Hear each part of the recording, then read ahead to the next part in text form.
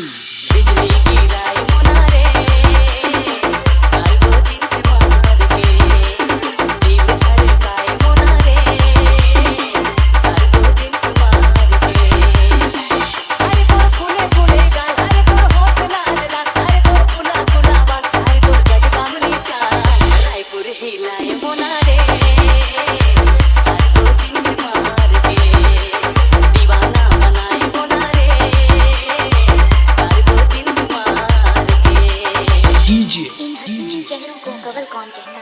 हम ही ना होते तो गजल कौन कहता। ये तो मोहब्बत का करिश्मा है वरना बेजान पत्थरों को ताजमहल लल्लू